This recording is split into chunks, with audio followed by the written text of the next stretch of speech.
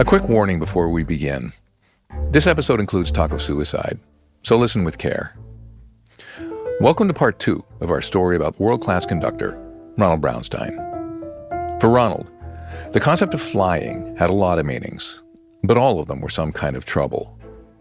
One of those flying troubles arose after an ordinary plane trip in 2010, and it threatened the one opportunity that was about to decide his entire future, a job with the Vermont Youth Orchestra. I thought that job was the last chance that I was going to have to ever conduct again. The trouble began as he was met at the airport by Caroline Whiddon, the woman basically in charge of the hiring process.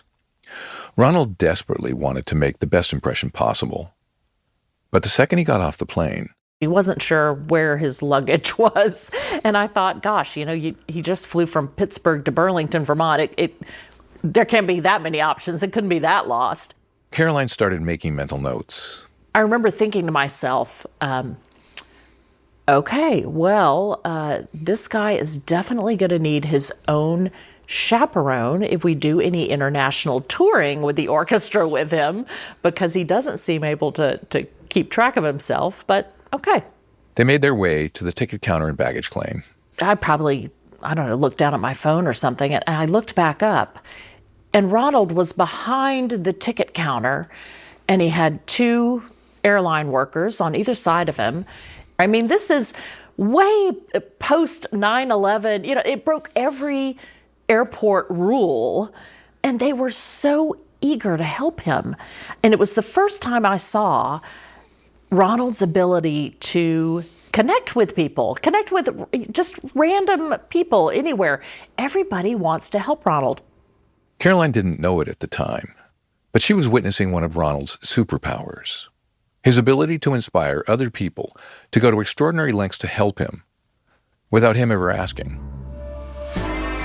He had worked it with a grandmotherly German stranger he'd met on a train to Berlin. He had worked it with countless musicians since then, and he would continue to work it until the truth came out, and he went spiraling into the darkest place of his life. I was going to jump in front of the train at 8:44 out of Essex Junction, Vermont. This is Brain Stories, a show about one of the most bewildering mysteries of the human experience, mental illness, told by the people who live with it and those who support them. I'm your host, Frank Cosa.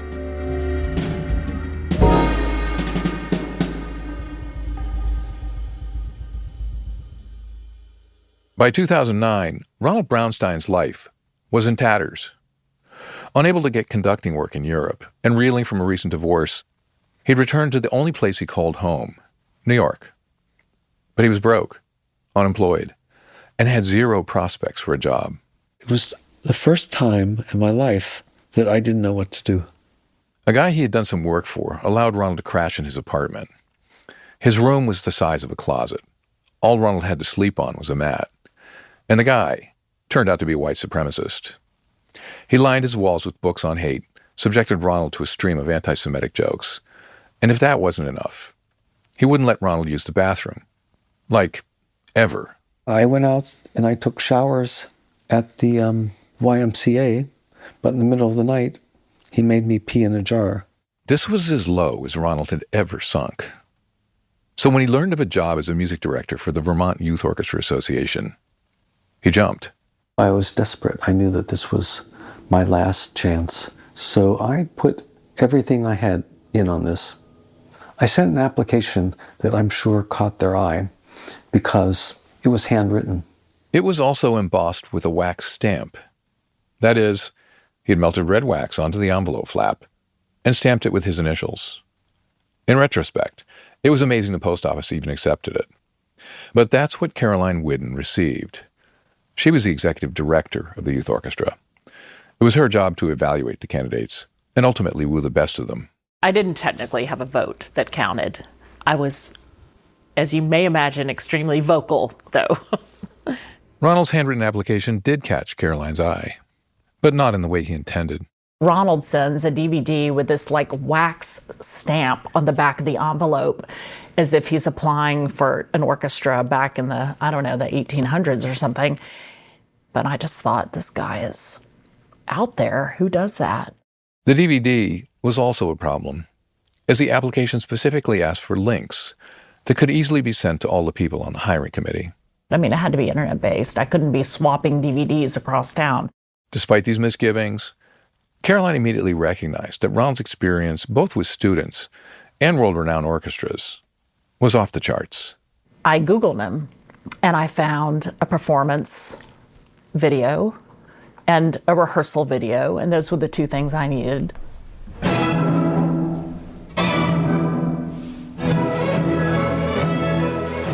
This is the actual video you were looking at. This is the actual video. It's him conducting the last movement of Beethoven's 7, and immediately I was very taken with him. It was all about energy. You don't see that with every conductor. You certainly don't see that with every conductor who's in front of a bunch of kids. They can remain pretty blocked off. And he was giving them everything. When she began to watch the second video, Ronald leading a rehearsal, Caroline saw something that really got her attention. So this is the slow movement of Beethoven 7, and I love this moment where he gets off the podium. First of all, you don't see that very often. And he steps away and is telling them the whole time to listen to each other. Play so quietly that you almost can't hear yourself. Try to play so softly you can't hear yourself, literally. Barely make no sound. He goes to the back of the room and just leaves them playing this slow, beautiful, heartbreakingly gorgeous music, but he's letting them do it themselves, which, like, a youth orchestra conductor never does that. They don't trust the kids to just be listening.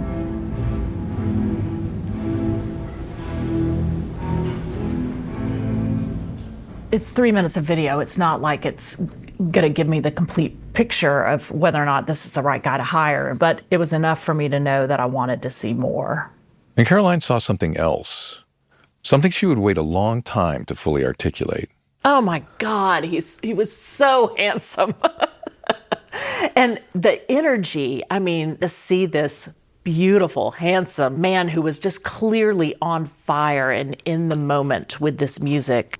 Yeah, I may have watched his video a few more times than I did some of the others. So in early 2010, Caroline invited Ronald to Burlington, Vermont for the next round. 2 days of interviews and conducting auditions. She was expecting a dynamo. On that video, he looked so huge. He looked so much bigger than life. But when Ronald stepped off the plane, she was taken aback. He seemed so small. It was like he was a different person. And he's kind of timid. And I immediately thought, this guy has been beaten down by life. Staff at the Burlington airport eventually helped Ronald find his luggage. But his trouble keeping track of things would only get worse. Caroline got the next chapter on this the following night when she picked him up for dinner. It took him a while to come out. And when he got in the car, he started to explain to me that he was sorry he was late, but he had lost his room key. And then he said, actually, I've lost about a dozen room keys. And I thought to myself, he's been here 2 nights. How could he have lost a dozen room keys? The evening got even stranger at the restaurant. It was the nicest place in Burlington. Remember that part of Caroline's job was to woo the candidates. The former governor of the state was sitting at a table across from them. Ronald ordered a salad, but he struggled. He just couldn't get the leaves on his fork. At one point, Ronald turned to me and he said, "Do you mind if I eat my salad with my hands?" And I was just trying to be polite. So I said, okay, sure, I guess. And he sat there and used his hands to eat an entire Caesar salad. And I'm pretty sure the former governor of Vermont looked over at some point and saw him eating Caesar salad with his hands. And I just thought, if he becomes the next music director, these are the kind of people he's gonna be wining and dining with. And what is that gonna look like? But table manners weren't going to decide this job. Conducting would. So when Ronald walked into the rehearsal room the next day for his conducting audition, everything was on the line. He faced a talented group that was bursting with the chaotic energy of high schoolers. This was a hearts and minds moment when he was going to win them or lose them. So I said, first, before we start, everything has to be in order. We need every chair has to be in a straight line before I even let them play a note, because I wanted to control them so that I could not control them. And then he started the music. And at one point he stopped and he said, "Sorry, everybody, I need to make a house call." And he walked all the way to the back to the trumpets. Now you can imagine there were these three scrawny little middle school boys back there with their trumpets. And he made his way back there and he's like, "Okay, guys, let's talk about this." And the whole orchestra is dying laughing because they've never heard anyone saying they're going to make a house call to the back of the orchestra. Plus these three kids were like, "The conductor's coming back here?" That never happened either. It was obvious to everyone that Ronald was something special. It was beautiful enough that the other committee member that was sitting next to me as he was working with this group of kids in Vermont, we were both in tears watching the rehearsal. And I never expected that. And I thought, I'm going to get to pair up with this guy and make this the best training ground for young musicians in the country. So Ronald moved on to the interview with a 10-member hiring committee. It went really well, except for one unusual moment. That came when he told a story about how important teaching was to him. It involved running into a former student on the street who said that he would never have become a musician if it weren't for Ronald. What bothered some people on the committee was that as Ronald told the story, he began to cry.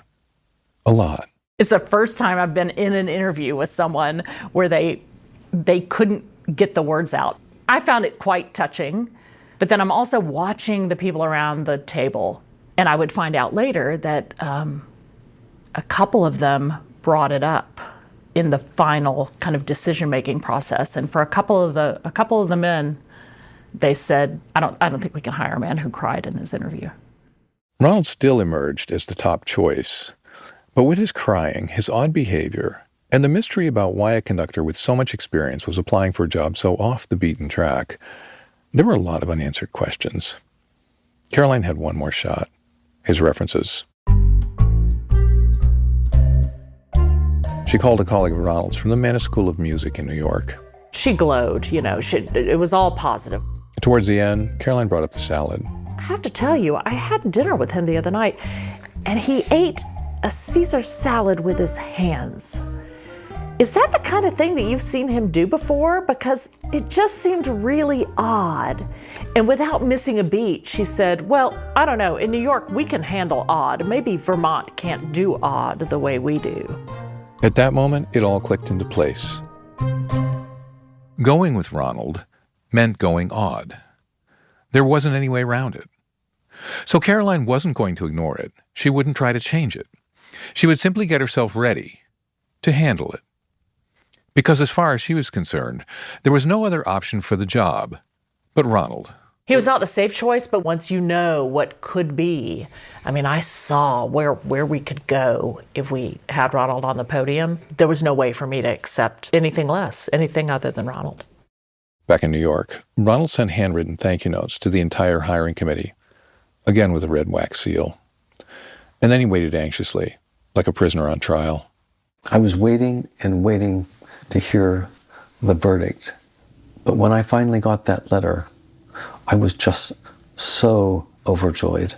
He had gotten the job, but the joy that he felt would barely last an hour. And when I told my white supremacist roommate, I thought that he might have a little tingle of happiness for me. But that night, he kicked all my belongings down 6 flights of steps onto West 81st Street in Manhattan. He just kicked all my stuff out, and I was part of my stuff, I guess.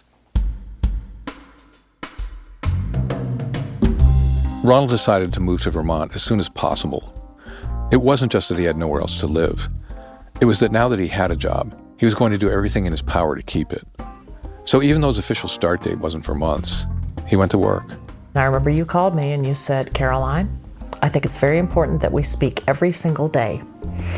That probably That cemented the crush a little bit too, just because it was so sweet. To be clear, this was a work relationship. There would be no office romance. But Ronald simply did what he does: connect. Yeah, I mean, we went out to eat together, and Every night. almost every night we became immediate best friends. Ronald soon found an apartment in Burlington. He wasn't ever much for furnishing, but he did place plastic fly swatters on the wall, artfully arranged, all in orange. And he scattered bright cones around the floors, also orange. I have always been the most attracted to orange because it's the least stable color. Stable has a lot of possible meanings for someone with bipolar disorder. In this case, Ronald was talking about what colors have to be mixed to make orange and how easily they separate. But it wasn't just the color that Ronald found soothing. The orange things had functions. I got the fly swatters to protect me, and I got the cones to make me feel less lonely. In addition to the cones and fly swatters all over his apartment, the oddness that Caroline signed on for continued to emerge, like every time they went for a walk.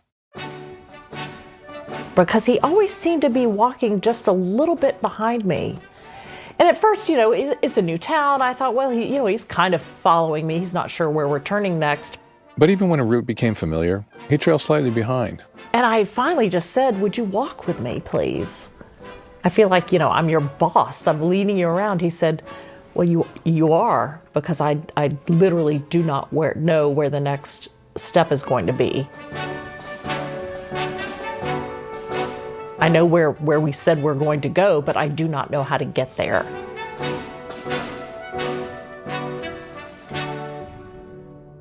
Caroline realized that Ronald's sense of direction wasn't merely bad. It was non-existent.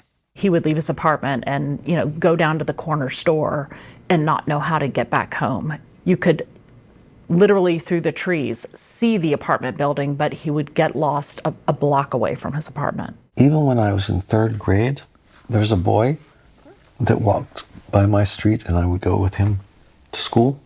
And I'd always walk just a little bit behind him and to his side, the same way I do with you. Really? Yeah. We used to joke that every day was Ronald's first day on the planet. Caroline could see that Ronald was a compendium of deficits, superpowers, and behaviors that were just plain strange. Almost from the moment they met, she felt he had some sort of mental illness. As she got to know him better, she began asking, gently, but often enough that it became a running gag. I would kind of jokingly say, look, when are you just going to give me your med list so I know what I'm dealing with here? But he would never, ever tell me. If there was one thing Ronald had learned from telling his manager, it was that there was no faster way to lose a job than to be open about having a mental illness. And if Ronald was going to accomplish anything, he was going to keep this job.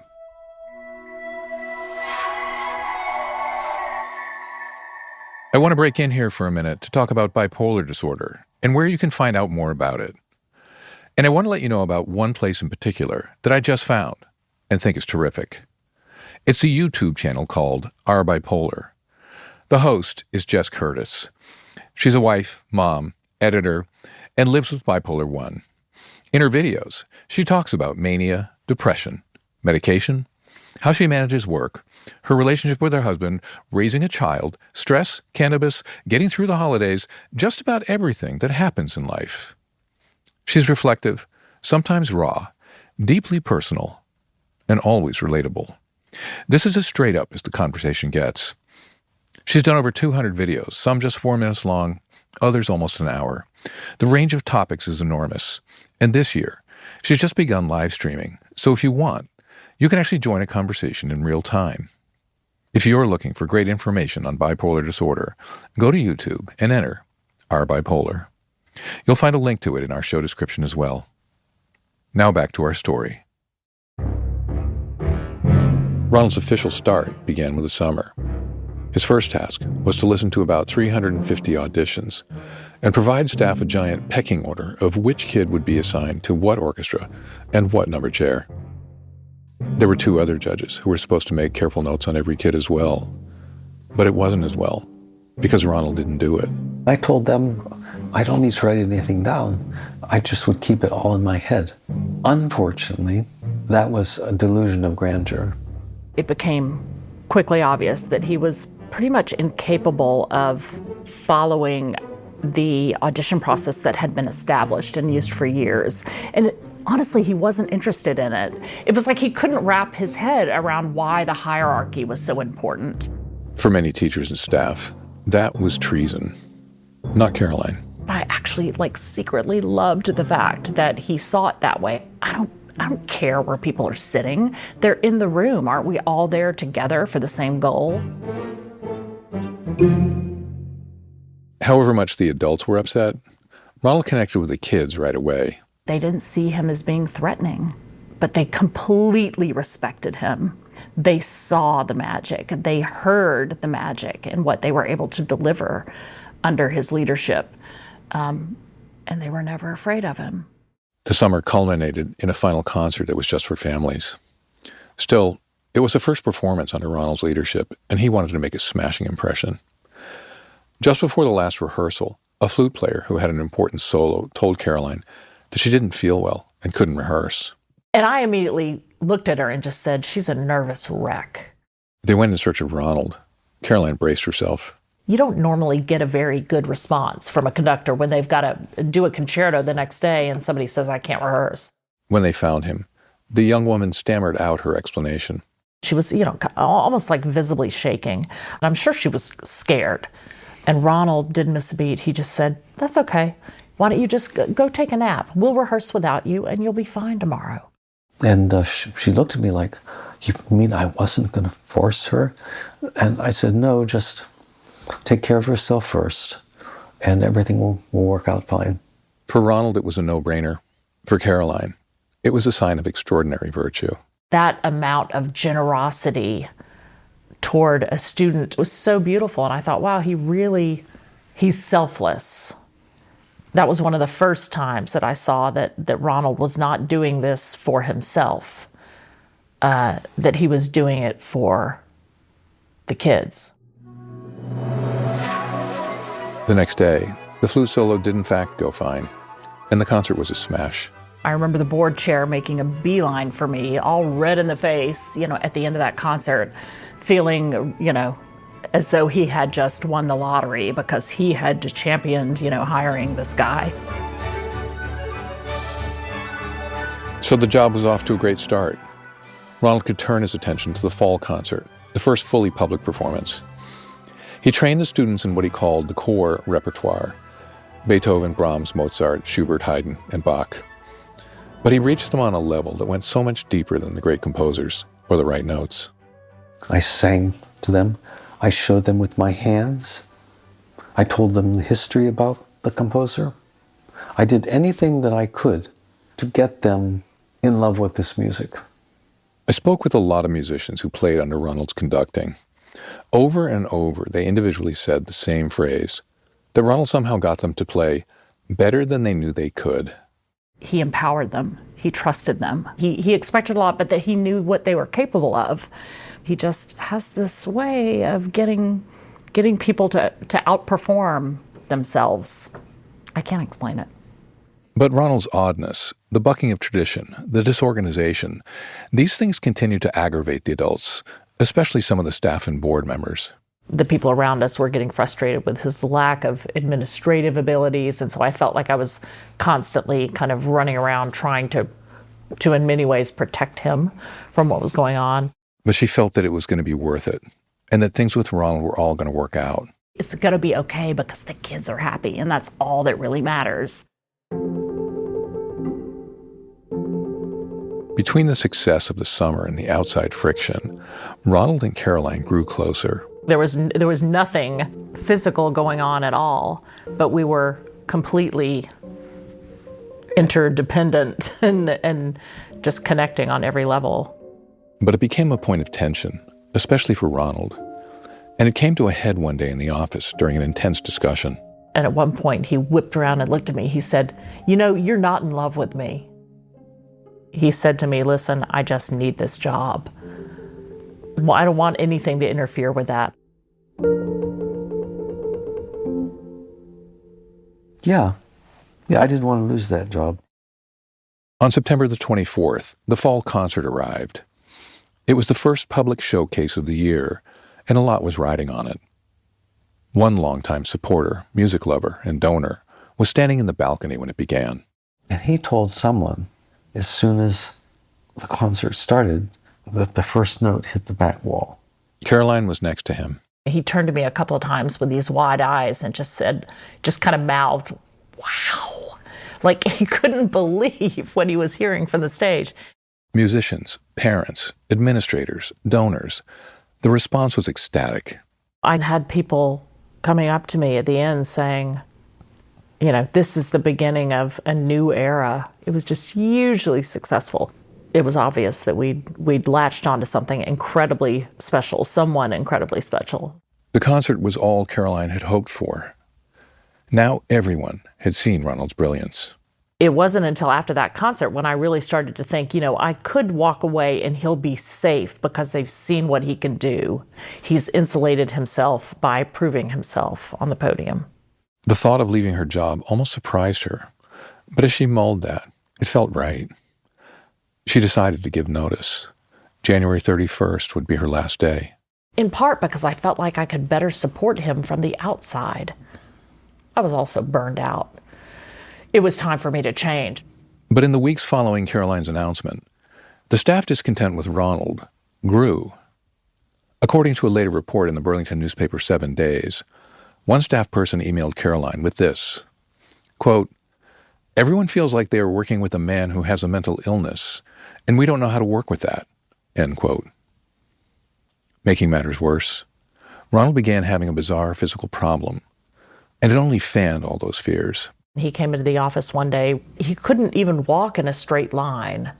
And I thought, the guy's having a stroke or something.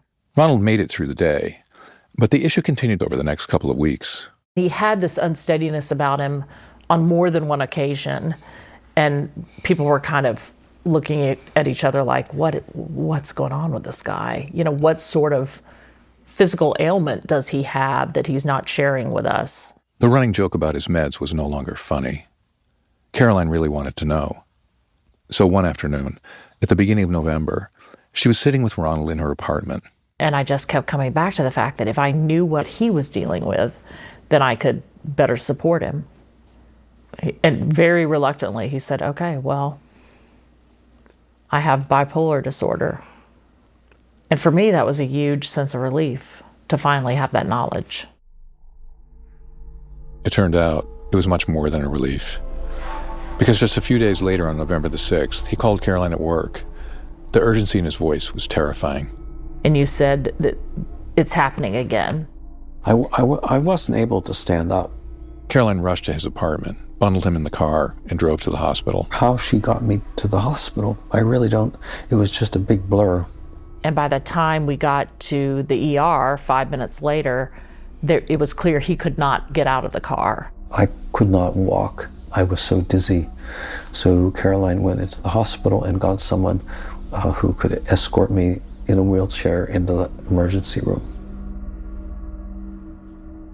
Ronald was experiencing a condition called lithium toxicity. Lithium was the medication Ronald had taken for some 30 years to manage his bipolar disorder. But long-term use takes a toll, and now specialists told him that if he continued, he would lose his kidneys. So he had to find a new medication, and getting the dosage right was going to take a few weeks. All of this raised a big question. How would he explain this in the workplace so he could keep his job? Caroline was convinced that staff would be sympathetic, and the best thing was full disclosure. So she said to Ronald, "I think it'll go a long way in kind of settling them down. That they, like me, they need to know what they're dealing with, what you're struggling with, and that's going to help everybody." So the next day, Caroline gathered her staff. And I sat everybody down in the marketing director's office, and I said, "So listen, with Ronald's permission, I want to tell you what happened yesterday." And so she told them about Ronald's bipolar disorder, the toxicity, and that he was getting a new medication and would soon be better than ever. The staff utterly recoiled. I was met with responses that included Well, it just shows that he's not safe to be in this workplace. He shouldn't be around us. He shouldn't be around kids. One of them asked, well, what are you going to do to keep our funding safe? He's going to steal money from the organization. And I have no words for how sick I felt. History is littered with examples of good people saying terrible things and being ruled by unfounded fears, especially when it comes to mental illness. People living with mental illness experience this most every day. But sharp as she is, Caroline never saw it coming. When the meeting was over, she was a wreck. I went into the hallway in our building and I howled. I can almost hear myself crying. Then she pulled herself together. And I went back into my office and I wrote an email to my board of directors saying, this is what I just heard from my staff. You need to immediately take steps to provide some training in the workplace. This is not okay. It's illegal. Never got a response. Instead, Caroline soon found out that staff members had been meeting with the board without telling her. That couldn't be good. And sure enough, 4 days later on November 11th, the chair of the board handed Ronald a letter of termination. There was no explanation for why he was fired. Strangely, they asked that he stay on for another 2 months through the January concert. They offered no explanation for that either. Then they issued an email to parents. But with no stated reason for Ronald's termination, the parents were confused. Some were up in arms. They needed answers. I think, like me, they had latched on to the dream of what was to come. And it looked pretty amazing. And now they were being told in an email that future wasn't happening. Students were also stunned and wondering why. Some emailed Caroline and asked if Ronald was leaving because they weren't good enough. For many of them, their hearts were breaking because the kids had connected with you so powerfully. For Ronald, this was the ultimate nightmare, the one he had worked his entire life to keep a cap on. It really hit me when I saw in bold headlines in the newspaper and it said, Braunstein's fired. Like that was the whole story. You have no idea how bad that feels. The public embarrassment. Ronald and Caroline each wrote to the board asking them to reconsider. Caroline even offered to stay on if they allowed Ronald to finish the year. Because if he doesn't finish a full year, he won't ever work again. And again, I got no response. But the board did schedule a meeting with parents. That convened on the 9th of January in a room on campus. Down the hall, students were rehearsing with Ronald. When their break came, the students streamed into the meeting room and read a statement. The students came in and they spoke very passionately about how much they loved working with Ronald, how he had brought the orchestra to a new level, and they asked very passionately for the board to reconsider that decision. They basically begged, would you please let us keep our conductor? The board didn't respond directly. They offered no new information. Mental illness never came up. Finally, a parent stood up and said, now that you've heard from us, will you have another vote? I was completely surprised to watch the board chair shake his head up and down. Yes, we will do that. He agreed to it. And I thought, oh, there's this glimmer of hope, maybe. 2 days later, in a closed session, they reaffirmed their decision to fire Ronald. Ronald went into total despair. It was a very, very dark time. In fact, it was really pitch black. Ronald had seen extreme lows in his career before, but he had always seen a way back. Now, he felt no hope. He was never going to be hired by anyone else because this was all starting to get out and the music world is too small. Ronald and Caroline didn't broach the topic of suicide at this point. But even if it was unspoken, it was on both their minds. The options were few, and none of them were very good. And I remember having days where I would go to his apartment and I was terrified to walk up the steps and knock on the door because I was afraid of what I would find. I bought all black clothing. I bought a black ski mask. my whole mindset shifted into keeping him alive. And mostly it was about keeping him alive. I went to the main train station in Burlington, and I found the next station, and then I picked the point between those two stations where the train would be going so fast that it probably couldn't stop. And for me, I was just horrified at the fact that I was probably going to lose him one way or the other. I was going to jump in front of the train at 8:44 out of Essex Junction, Vermont. All that was left for Ronald was to choose the day. Coming up on the next episode of Brain Stories. Part 3, the final episode of the story, will be released Thursday, February 5th. Thanks for listening. If you're liking this story, do not keep that to yourself. Tell your friends, family, colleagues, or anyone who asks what you've been doing. The best way someone can find out about Brain Stories is your recommendation. And if you found this story moving, there's someone else we want you to tell. Us. Tell us what you liked. Share a story you know about. Or let us know if you've ever eaten a salad with your hands. Put any or all of that into an email and send it to brainstoriesproductions@gmail.com. We've done all the talking to this point. Don't make this a one-way thing. You can even text us right this second at 424-240-9302. That number's also in the show notes. Now a word about health. If you're having thoughts of suicide, call or text 988 to reach the Suicide and Crisis Lifeline. For a list of additional options, go to speakingofsuicide.com/resources. That's speakingofsuicide.com/resources. You can find that link and many others at our website, brainstoriesproductions.com. Thanks to the team that made this story possible. Our associate producer and editor was Kate Ruscosa. The original and evocative music came from our composer, Paul Swartzel. He has his own webpage that you can find in our show notes. Karen Given is our incredible story editor, and our sound mixer is Rob Byers. Executive produced by Frank Kosa and Jenny Yang. And always a special thanks to our advisors and all our supporters. This show is a copyright of Brain Stories Productions and the Samuel Bay Corporation. The use of this episode, or any of its content in any form or way for artificial intelligence, its development or training, is copyright infringement and expressly prohibited without prior written agreement. See you on February 5th.